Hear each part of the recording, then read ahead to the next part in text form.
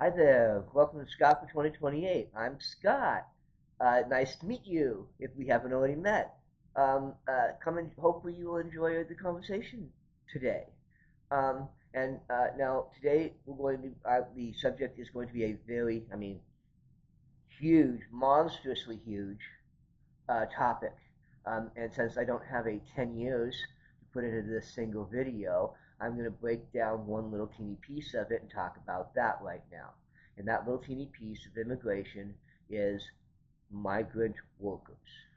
Um, now, there's been a lot of talk about migrant workers. There's been a lot of talk about immigration all the way around. But let's just talk about migrant workers.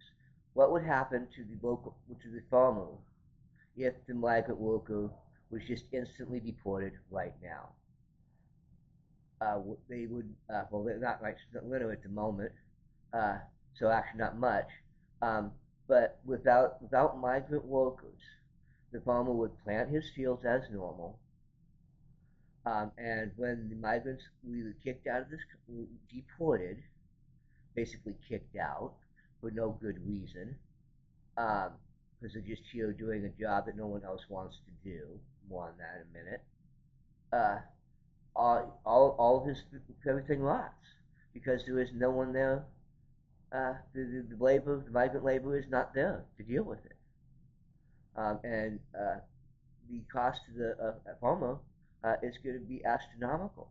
And that's going to cause a collapse with the economy, and well, that all leads to a depression. Um, Now, let's just assume for a moment, and this is a big assumption, that if all the migrants are deported, the farmer can find local labor in sufficient quantities to acquire the task. Of course, a job that in reality not one American or very few Americans would even consider doing. Um, they would require that they would want to be paid competitively with local wages, which means that the labor costs would go up by 4 to 5%, or 4 to 5 times. My bad, sorry, 4 to 5 times what it is now. So that would be a massive boost uh, uh, to the prices at the grocery store. Um, and that's assuming that you could find enough labor. Um, and with the statistic uh, currently speaking, that a microscopically few of any of the illegal migrant or semi-documented or non-documented farm workers do anything wrong. All they do, what all statistics say is they come here, they do a job that no American will do for a price that no American would tolerate, and then they go home or they send most of their money home to their families. And that's enough for them to support themselves and their families in Mexico or wherever they came from.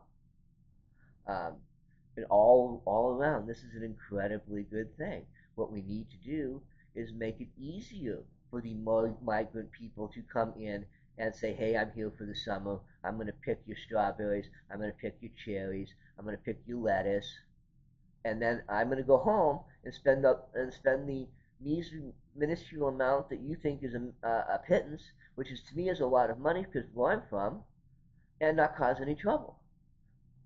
So we need a program that allows migrant workers easier access to the jobs. Anyway, I want to thank you for listening, and remember, Scott 2028.